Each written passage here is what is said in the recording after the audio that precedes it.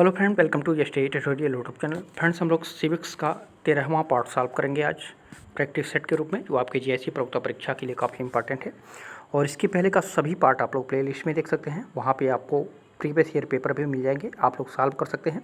तो वीडियो पर लास्ट तक बने रहिएगा। वीडियो अच्छा लगे तो चैनल को सब्सक्राइब कर लीजिएगा, लाइक कीजिएगा, दोस्तों में शेयर भी कर दीजिएगा, बेल आइकन पर प्रेस कर लीजिएगा ताकि आने वाली वीडियो का नोटिफिकेशन सबसे पहले मिल सके। तो चलिए क्वेश्चन को शुरू करते हैं। आगे का क्वेश्चन है, संसदात्मक तथा अध्यक्षात्मक रूप में सरकारों के वर्गीकरण का आधार है। तो सरकारों के वर्गीकरण का आधार क्या है? तो विधायिका कार्यपालिका संबंध। ठीक है, यहाँ पे भी ऑप्शन करेक्ट हो जाएगा। संसदात्मक और अध्यक्षात्मक सरकारों के वर्गीकरण का आधार जो है विधायिका कार्यपालिका संबंध होता है। संसदीय प्रणाली के अंतर्गत देखा जाए तो कार्यपालिका विधानमंडल के प्रति उत्तरदायी होती है, जबकि अध्यक्षीय शासन प्रणाली में देखा जाए तो कार्यपालिका जो है विधानमंडल के प्रति उत्तरदायी नहीं होती है, न उसे विधानमंडल अपने पद से हटा सकती है। तो दोनों में ये संबंध देखा जाता है। तो यहाँ पे भी ऑप्शन आपका करेक्ट हो जाएगा। अगला क्वेश्चन है, एकात्मक सरकार में कानून बनाने की सत्ता सतत रूप से एक केंद्रीकृत शक्ति में निहित होती है। यह कथन किसका है? तो ये कथन है डायसी महोदय का। AB डायसी की एक पुस्तक थी, introduction to the study of law and constitution. इसमें उन्होंने ब्रिटिश पार्लियामेंट की कानून निर्माण की शक्ति को देखते हुए ये कथन कहा था कि एकात्मक सरकार में कानून बनाने की सत्ता सतत रूप से एक केंद्रीकृत शक्ति में निहित होती है। तो यहाँ पे डी ऑप्शन आपका करेक्ट हो जाएगा। अगला क्वेश्चन है, संसदीय संघीय व्यवस्था की विशेषता क्या है? तो शक्ति का बंटवारा बिल्कुल सही हो जाएगा।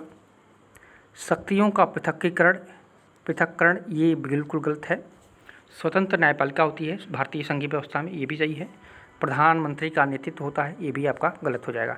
यानी पहला तीसरा इसमें आपका कोड सही हो जाएगा। ठीक है, भारतीय संघीय व्यवस्था में शक्ति का विभाजन तथा स्वतंत्र न्यायपालिका जैसी विशेषताएं विद्यमान हैं। शक्तियों का जो पृथक्करण है ये अध्यक्षात्मक शासन प्रणाली की विशेषता है, जबकि प्रधानमंत्री का नेतृत्व संसदीय शासन प्रणाली में पाया जाता है।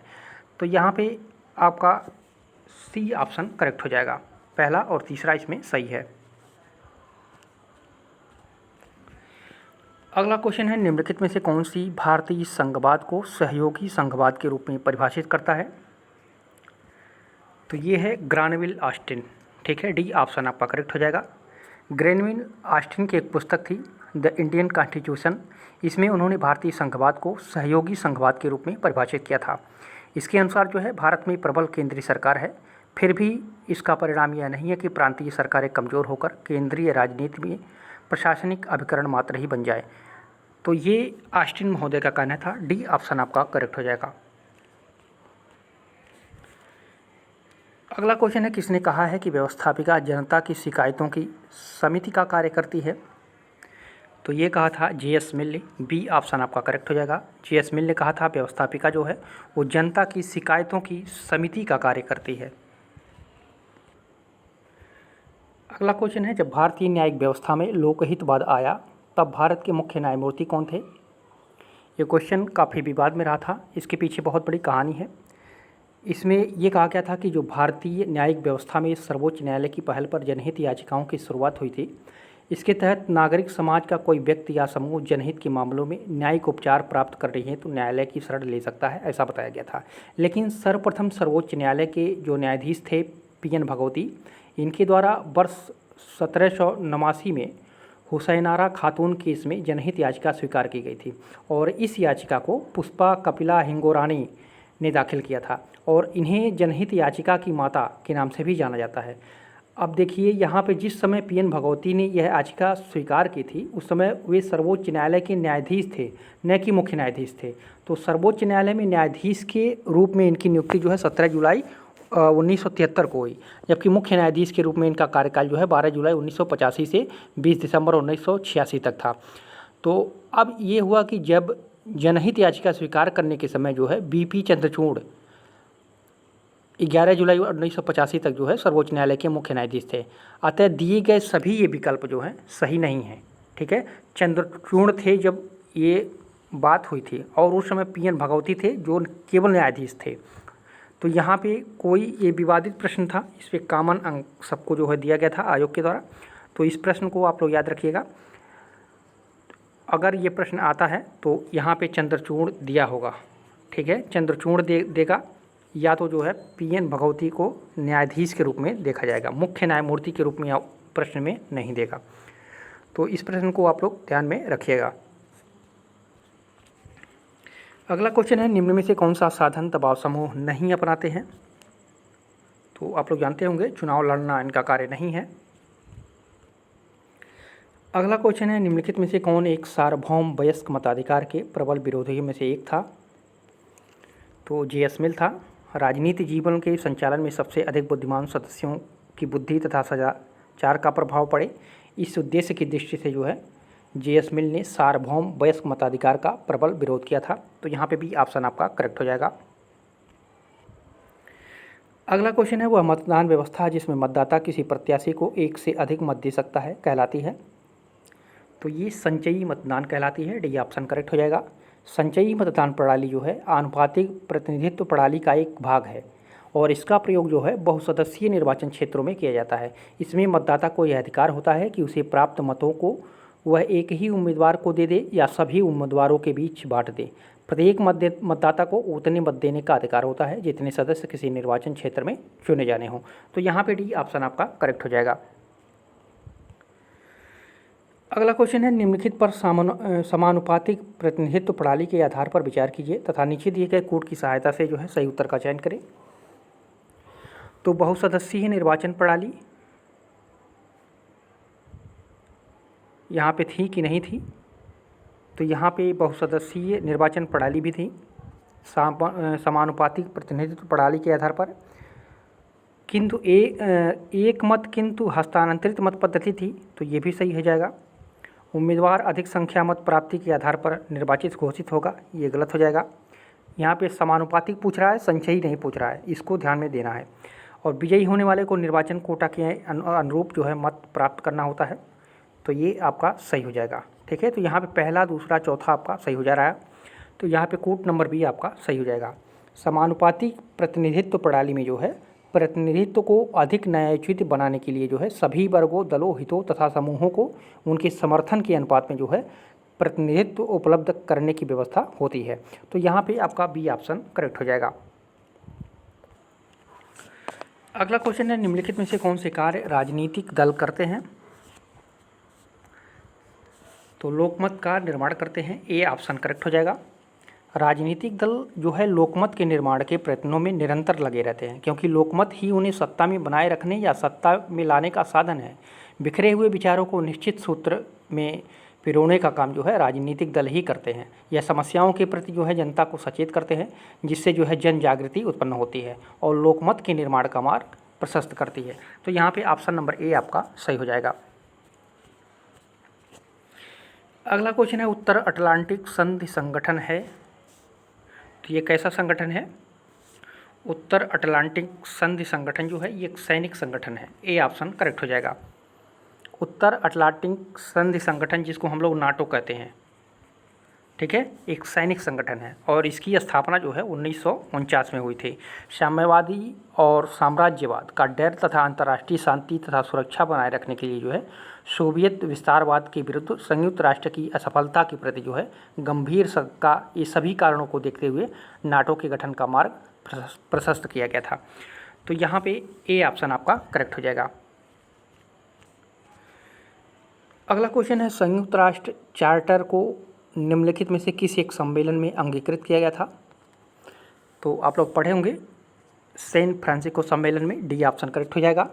अमेरिका के सैन फ्रांसिस्को नगर में जो है 1 जनवरी 1942 को ब्रिटेन, रूस तथा चीन और अन्य 26 देश का एक सम्मेलन हुआ था।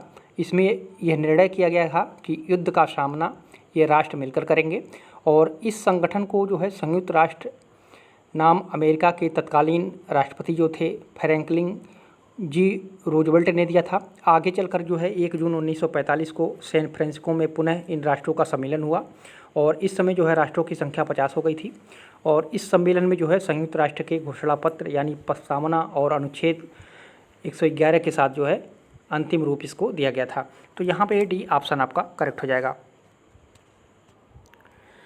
अगला क्वेश्चन है, यूनेस्को का मुख्यालय कहाँ पर स्थित है? तो ये पेरिस में है, बी ऑप्शन करेक्ट हो जाएगा। यूनेस्को का पूरा नाम होता है United Nation Organization for Education Science and Culture, ठीक है। और इसकी स्थापना जो हुई थी 16 नवंबर 1945 को हुई थी और इसका मुख्यालय पेरिस में है तथा इसके सदस्यों की संख्या 195 है और एसोसिएट सदस्य इसमें होते हैं, तो एसोसिएट सदस्यों की संख्या इसमें 8 है। और संयुक्त राष्ट्र संघ के अंतर्गत यह वैश्विक संस्कृतियों के आदान प्रदान के महत्व का संगठन है। इसका मूल उद्देश्य जो है शिक्षा, संस्कृति, विज्ञान की सहायता से अंतर्राष्ट्रीय शांति, विकास एवं संबंधों को बढ़ावा देना है। तो यहाँ पे ऑप्शन नंबर बी आपका सही हो जाएगा।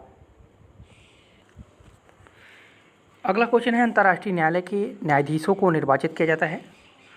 तो अंतर्राष्ट्रीय न्यायालय के न्यायाधीशों को निर्वाचित किया जाता है किसके द्वारा?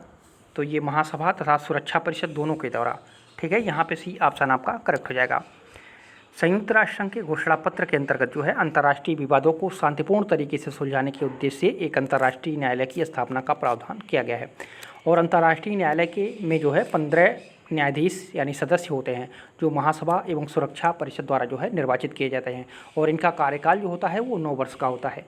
अंतर्राष्ट्रीय न्यायालय का जो मुख्यालय है वो कहाँ पे है? हेग में है, यानी नीदरलैंड में है।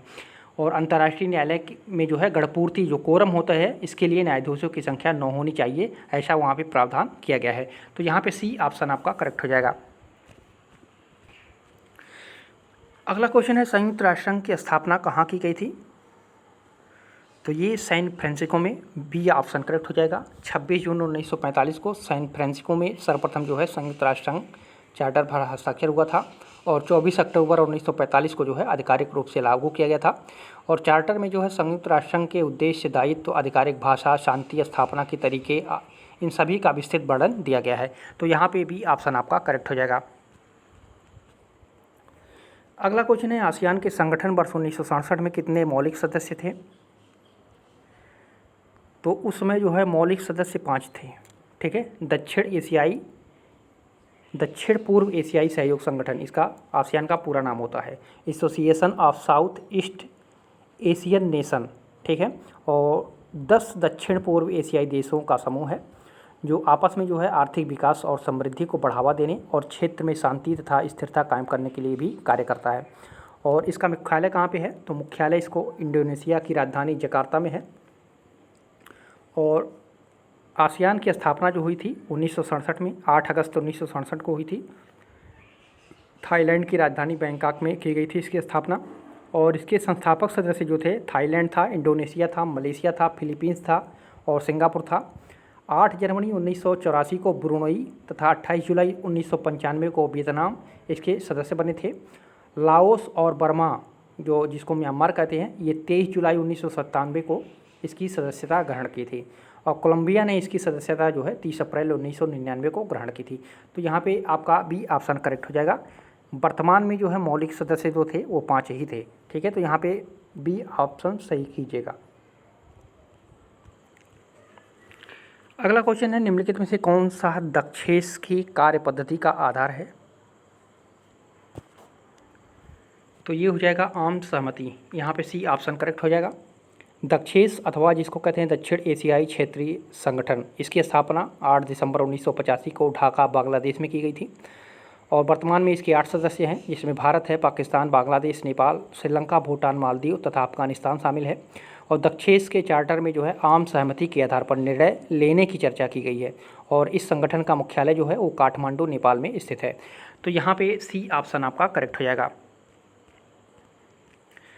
अगला क्वेश्चन है, दक्षिण सार्क एक है, तो इस पे भी जो है आयोग के द्वारा सहमति नहीं बन पाई थी। कॉमन अंक सबको दिया गया था क्योंकि जो दक्षिण सार्क का चार्टर है उसमें ये उल्लेख किया गया है कि यह संगठन दक्षिण एशियाई क्षेत्र के लोगों के कल्याण तथा शांति को बढ़ावा देगा। इस क्षेत्र में जो है आर्थिक विकास, सामाजिक प्रगति और सांस्कृतिक विकास में तेजी लाने और सभी व्यक्तियों के गरिमापूर्ण रहन सहन हेतु जो है प्रयासरत रहेगा। इसमें न तो आर्थिक है, न तो सैनिक संगठन है, न तो सामाजिक संगठन है, ठीक है। तो यहाँ पे कह सकते हैं कि यहाँ पे डी ऑप्शन आपका सही हो जाएगा। यहाँ पे डी भी नहीं सही होगा क्योंकि ये तीनों इसमें सम्मिलित हैं। ये सामाजिक संगठन, आर्थिक संगठन, सैनिक संगठन, तीनों जो है इसमें सम्मिलित हैं, इसलिए डी भी हम नहीं कर सकते हैं। तो इसीलिए तो इसमें कॉमन अंक सबको दिया गया था। ठीक है, तो इस बात को आप लोग ध्यान दे रखिएगा। अगला क्वेश्चन है, जिन देशों को दक्षेश सार्क ऑब्जर्वर का दर्जा दिया गया है वो हैं, दक्षेश के द्वारा जिसको ऑब्जर्वर का दर्जा दिया गया है वो कौन सा देश है? तो वो है चीन और ऑस्ट्रेलिया। ठीक है, वर्तमान में 9 देशों को दक्षेश द्वारा ऑब्जर्वर का दर्जा दिया गया है। इसमें ऑस्ट्रेलिया है, चीन है, यूरोपियन यूनियन है, ईरान है, जापान है, कोरिया है, म्यांमार है, यूएसए है तथा मॉरिशस है। तो कुल 9 देशों को दक्षेश के द्वारा जो है ऑब्जर्वर का दर्जा दिया गया है। तो यहाँ पे चीन, ऑस्ट्रेलिया आपको मिल जा रहा है, तो यहाँ पे बी ऑप्शन सही हो जाएगा। अगला क्वेश्चन है आपका, निम्नलिखित में से संयुक्त राष्ट्र संघ के किस अंग ने 10 दिसंबर 1948 को मानव अधिकारों के विश्वव्यापी घोषणा को अंगीकृत किया था? तो ये है महासभा के द्वारा। ठीक है, संयुक्त राष्ट्र संघ के प्रमुख अंग जो है महासभा द्वारा जो है पेरिस में 10 दिसंबर 1948 को मानव अधिकारों की विश्वव्यापी घोषणा को जो है अंगीकृत किया गया था। और मानव अधिकारों को लेकर की गई यह सार्वभौमिक घोषणा मानवों के अधिकारों के संबंध में मील का पत्थर बन गया था। तो यहाँ पे कह सकते हैं कि सार्वजनिक घोषणा के उपलक्ष्य में प्रत्येक 10 दिसंबर को जो है अंतर्राष्ट्रीय मानवाधिकार दिवस के रूप में मनाया जाता है। और इस घोषणा पत्र में जो है मानवाधिकारों के संबंधित कुल 30 अनुच्छेद का वर्णन किया गया है। तो यहाँ पे कई प्रश्न यहाँ से बन जाते हैं। ये भी प्रश्न पूछा गया है कि मानवाधिकारों से संबंधित कुल कितने अनुच्छेदों का वर्णन किया गया है? तो कुल 30 अनुच्छेदों का वर्णन किया गया है। और 10 दिसंबर को अंतर्राष्ट्रीय मानवाधिकार दिवस के रूप में मनाया जाता है। तो सभी पॉइंट को याद रखिएगा, यहाँ पे ए ऑप्शन करेक्ट हो जाएगा। अगला प्रश्न है, यहाँ देखिए, यहाँ पे वही प्रश्न पूछा भी जा चुका है कि 10 दिसंबर 1948 को मानवाधिकारों की विश्वव्यापी घोषणा में कितने अनुच्छेद थे? तो 30 अनुच्छेद थे। ये प्रश्न पूछा भी जा चुका है आपके 2012 के जीआईसी परीक्षा में। तो यहाँ पे ए ऑप्शन आपका करेक्ट हो जाएगा। अगला क्वेश्चन है, भारत की विदेश नीति का प्रमुख विशेषता है? तो विदेश नीति का प्रमुख विशेषता क्या है भारत की?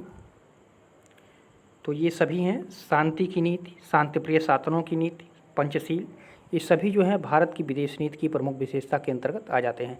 इसमें और भी है, क्षेत्रीय संप्रभुता एवं अखंडता का सम्मान करना, परस्पर अनाक्रमण का सिद्धांत का पालन करना, एक दूसरे के आंतरिक मामलों में हस्तक्षेप न करना, समानता और परस्पर मित्रता की भावना बनाए रखना, शांतिपूर्ण सह अस्तित्व में विश्वास रखना, ये सभी जो है भारत की विदेश नीति का प्रमुख विशेषता के अंतर्गत आ जाता है।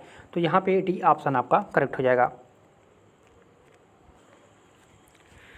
अगला क्वेश्चन है, प्रभावकर्ताओं के मध्य एक संबंध है जिसमें एक कर्ता अन्य कर्ताओं को यह कार्य करने के लिए अभिप्रेरित करता है जिसे उन्होंने अन्यथा निष्पादित नहीं किया होता। यह कथन किसका है? तो ये कथन है रॉबर्ट डाल का। बी ऑप्शन करेक्ट हो जाएगा। शक्ति की तरह प्रभाव भी राजनीतिक विश्लेषण की एक अवधारणा है। रॉबर्ट डाल, रो तथा लासवेल जैसे विद्वानों ने प्रभाव को एक महत्वपूर्ण अवधारणा के रूप में स्वीकार किया है। और साधारण भाषा में प्रभाव का अर्थ ऐसी वस्तु है जो दूसरों को व्यवहार परिवर्तन को सूचित करता है। तो यहाँ पे आपका ऑप्शन नंबर बी करेक्ट हो जाएगा। अगला क्वेश्चन है, 2 सूची दिया हुआ है, एक तरफ महत्वपूर्ण नारे हैं, एक तरफ नेता हैं, इसको मिलान करना है। तो वेदों की ओर लौटो, किसने ये नारा दिया था? तो ये दिया था दयानंद सरस्वती ने। तो यहाँ में ए में आपका 2 सही हो जाएगा। दिल्ली चलो, ये नारा किसने दिया था? तो सुभाष चंद्र बोस ने दिया था। तो यहाँ पे बी में आपका 1 सही हो जाएगा। करो या मरो का नारा किसने दिया था? तो ये दिया था महात्मा गांधी जी ने। तो यहाँ पे सी में आपका 4 सही हो जाएगा। इनकलाब जिंदाबाद भगत सिंह ने कहा था। तो यहाँ पे डी में आपका 3 सही हो जाएगा। तो इसमें से कोड नंबर आपका भी सही हो जाएगा, 2, 1, 4, 3। तो इन चारों को 1-2 बार जरूर देख लीजिएगा। अगला क्वेश्चन है, कांग्रेस ने अपने पूर्ण स्वराज के उद्देश्य को किस वर्ष में निर्धारित किया था? तो ये 1929 में निर्धारित किया था। डी ऑप्शन करेक्ट हो जाएगा। भारतीय राष्ट्रीय कांग्रेस की लाहौर अधिवेशन जो हुआ था 1929 ईस्वी में, इसकी अध्यक्षता जवाहरलाल नेहरू ने की थी। और इसी अधिवेशन में जो है पूर्ण स्वराज का प्रस्ताव पारित कर दिया गया था तथा 26 जनवरी को स्वतंत्रता दिवस मनाने का निश्चय किया गया था। तो यहाँ पे डी ऑप्शन आपका करेक्ट हो जाएगा। अगला क्वेश्चन है, भारत के संविधान के किस अनुच्छेद में राज्य को परिभाषित किया गया है?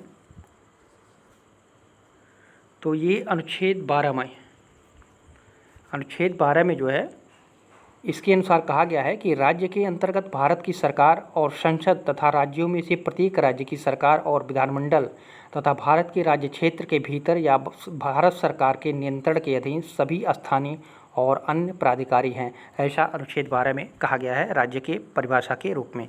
तो यहाँ पे सी ऑप्शन आपका करेक्ट हो जाएगा। अगला क्वेश्चन है, भारतीय संविधान के अनुच्छेद 15 की धारा 4 पिछड़े वर्ग के आरक्षण के लिए किसको विशेषाधिकार देती है? तो यहाँ पे भी आपका मामला फंसा था, क्योंकि यहाँ पे केंद्र और राज्य दोनों को देती है विशेषाधिकार। तो यहाँ पे बी और डी दोनों आंसर सही हो रहा है। भारत की संविधान के अनुच्छेद जो 15 की धारा 4 है, इसमें पिछड़े वर्गों के आरक्षण के लिए राज्य को अधिकार प्रदान किया गया है, लेकिन केंद्र को भी ये अधिकार दिया गया है। तो यहाँ पे आप लोग इस प्रश्न को, अगर कहीं इसका आंसर और भी मिलता है तो कमेंट जरूर कीजिएगा, लेकिन यहाँ से दोनों आंसर आपको सही दिख रहा है। ठीक है, तो कॉमन अंक इस पे भी आयोग के द्वारा दिया गया था और ये भी प्रश्न 2012 का पूछा हुआ है। तो यहाँ पे आप लोग बी और डी दोनों को याद रखिएगा। अगला क्वेश्चन है, भारतीय संविधान के अनुच्छेद 32 में कितने प्रकार की रिटें हैं? तो 5 प्रकार की रिटें हैं अनुच्छेद 32 में। पहला है आपका बंदी प्रत्यक्षीकरण, दूसरा है परमादेश, तीसरा है प्रतिषेध, चौथा है अधिकार परीक्षा, पांचवा है उत्प्रेषण। तो यहाँ पे आपका भी ऑप्शन करेक्ट हो जाएगा। अगला क्वेश्चन है, मौलिक कर्तव्यों का उल्लेख भारतीय संविधान के किस अनुच्छेद में है? मौलिक कर्तव्यों का उल्लेख भारतीय संविधान के किस अनुच्छेद में है? तो ये है आपका 51 के ए में। भारतीय संविधान के भाग 4 के क के अंतर्गत जो है 51 के क के अंतर्गत मूल कर्तव्यों का प्रावधान किया गया है। स्वर्ण सिंह समिति की सिफारिश पर जो है 42वें संविधान संशोधन 1976 द्वारा जो है मौलिक कर्तव्यों को संविधान में जोड़ा गया है। वर्तमान में 11 मौलिक कर्तव्य भी हैं। तो यहाँ पे डी ऑप्शन आपका करेक्ट हो जाएगा। अगला क्वेश्चन है, भारत के राष्ट्रपति को नियंत्रक तथा महालेखा परीक्षक नियुक्ति करने का अधिकार है भारत के संविधान के प्रावधान के अनुसार। तो किस अनुच्छेद में है ये? तो ये अनुच्छेद 148 के तहत, अनुच्छेद 148 के अनुसार जो है भारत का एक नियंत्रक महालेखक परीक्षक होगा जिसको राष्ट्रपति नियुक्त करेगा तथा यह अपने पद पर उसी रीति के आधारों पर से हटाया जाएगा जिस रीति से आधारों से उच्चतम न्यायालय के न्यायाधीश को हटाया जाता है। ठीक है, ऐसा कहा गया है 148 में। और 149 किससे संबंधित है? तो ये नियंत्रक महालेखक परीक्षक के कर्तव्य और शक्तियों से संबंधित है 149। और 150 संघ राज्यों के लेखाओं का प्रारूप दिया गया है। ठीक है, और 147 में निर्वचन दिया गया है इसका। तो 48, 47, 48, 49, 50 आप चारों आप लोग याद रखिएगा। यहाँ पे भी सी ऑप्शन करेक्ट हो जाएगा। अगला क्वेश्चन है, किसी राज्य में राष्ट्रपति शासन किस प्रावधान के अनुसार लगाया जाता है? तो 356 के अनुसार भारत के राष्ट्रपति जो है भारतीय संविधान के 356 के 1 के ख के द्वारा जो है राज्य विधानमंडल की शक्तियाँ संसद को सौंप दे सकते हैं। और अनुच्छेद 356 के तहत जो है यदि किसी राज्य के राज्यपाल के द्वारा राष्ट्रपति को यह लिखित सूचना प्रदान की जाए कि उस राज्य में जो है शासन तंत्र विफल हो गया है तथा शासन संविधान के रूप नहीं चलाया जा रहा है, तो राष्ट्रपति उस राज्य के राज्यपाल के द्वारा जो है शासन लागू कर देगा और राज्य की सभी प्राधिकारी शक्तियाँ जो है अपने हाथों में ले लेगा। तो यहाँ पे आपका डी ऑप्शन करेक्ट हो जाएगा। अगला क्वेश्चन है, निम्नलिखित में से किस एक वाद ने भारतीय संसद को 24वां संवैधानिक संशोधन लागू करने के लिए प्रेरित किया? तो ये है गोलकनाथ केस ने। यहाँ पे सी ऑप्शन करेक्ट हो जाएगा। गोलकनाथ मामले के निर्णय से उत्पन्न संकट को निपटाने के लिए जो है 1971 में 24वें संविधान संशोधन द्वारा यह निश्चित किया गया था कि संसद को संविधान में के मूल अधिकारों सहित किसी भी उपबंध को संशोधित करने का अधिकार होगा। तो यहाँ पे सी ऑप्शन करेक्ट हो जाएगा। अगला क्वेश्चन है, भारत में वयस्क मताधिकार के लिए मूलतः 21 वर्ष की अवस्था निर्धारित थी, परंतु अभी से हटाकर 18 वर्ष का निर्धारण कर दिया गया है। यह किस वर्ष हुआ था? तो यह हुआ था 1989 में। ठीक है, 61वें संविधान संशोधन अधिनियम 1988 द्वारा जो है मताधिकार की आयु को 21 वर्ष से घटा करके जो है 18 वर्ष किया गया था। जो कि 28 मार्च 1989 से ये प्रभावी हो गया था। और नव युवकों द्वारा जो है 18 वर्ष की आयु पर मताधिकार का प्रयोग पहली बार जो है नवंबर 1889 में संपन्न जो 9वीं लोकसभा था उसके आम चुनाव में किया गया था। तो यहाँ पे सी ऑप्शन आपका करेक्ट हो जाएगा। अगला क्वेश्चन है, संविधान का कौन सा संशोधन ग्राम पंचायतों को संवैधानिक मान्यता प्रदान करता है? तो ये 73वां संविधान संशोधन, ठीक है। 73वें संविधान संशोधन 1992 के द्वारा ग्राम पंचायतों को संवैधानिक दर्जा प्रदान किया गया है और भारत के संविधान का भाग 9 में पंचायतों से संबंधित उपबंध किया गया है। और संविधान का 73वां जो हुआ था संशोधन अधिनियम 1992 द्वारा यह स्थापित किया गया था। तो यहाँ पे ए ऑप्शन आपका करेक्ट हो जाएगा। अगला क्वेश्चन है, संविधान के किस संशोधन के अंतर्गत 6 से 14 वर्ष के बच्चों की शिक्षा मौलिक अधिकार बन गई? तो ये कौन सा संशोधन था? तो ये 86वां संविधान संशोधन था। 86वें संविधान संशोधन के द्वारा जो है 6 वर्ष से लेकर के 14 वर्ष के बच्चों की शिक्षा मौलिक अधिकार बन गई थी। और 86वें संविधान संशोधन जो हुआ था ये 2002 में, इसमें 6 से 14 वर्ष तक के बच्चों के लिए शिक्षा मौलिक अधिकार बना दी गई थी। और इसके लिए जो है अनुच्छेद 21 का क संविधान में जोड़ा गया था और इसके द्वारा जो है अनुच्छेद 51 के क में जो है 11वां मौलिक कर्तव्य के रूप में जोड़ा गया था। दो तीन पॉइंट यहाँ से मिलते हैं, तो यहाँ पे भी ऑप्शन आपका करेक्ट हो जाएगा। अगला क्वेश्चन है, भारतीय संविधान का कौन सा संशोधन नगरीय स्थानीय संस्थाओं को संवैधानिक मान्यता प्रदान करता है?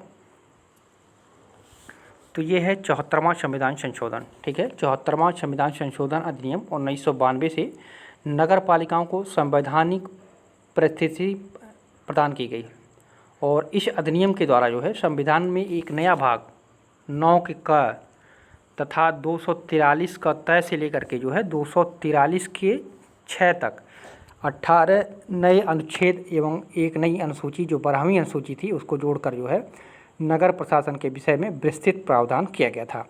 तो यहाँ पे आपका बी ऑप्शन करेक्ट हो जाएगा।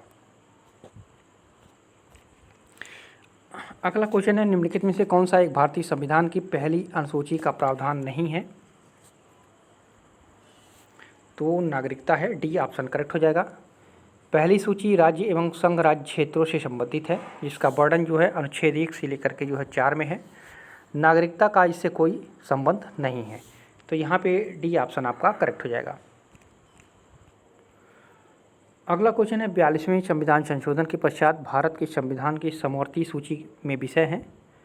तो समवर्ती सूची में कुल कितने विषय हैं? तो कुल 61 हैं। समवर्ती सूची में मूल रूप से 47 थे जब शुरू में, लेकिन बाद में वर्तमान में अगर देखा जाए तो वर्तमान में 52 हो गए हैं, ठीक है। तो वर्तमान में आपके कितने हैं? 52 हैं। तो यहाँ पे थोड़ा सा करेक्शन कीजिएगा, प्रश्न में क्या पूछा है? 42वें संविधान संशोधन के पश्चात भारत के संविधान में समवर्ती सूची के विषय थे, पश्चात पूछा है तो 47 हो जाएंगे, ठीक है। वर्तमान में 52 है, तो यहाँ पे ए ऑप्शन आपका करेक्ट हो जाएगा। अगला क्वेश्चन है, भारत के संविधान की विशेषता है अंशतः कठोर अंशतः लचीला है, तो यहाँ पे सी ऑप्शन करेक्ट हो जाएगा।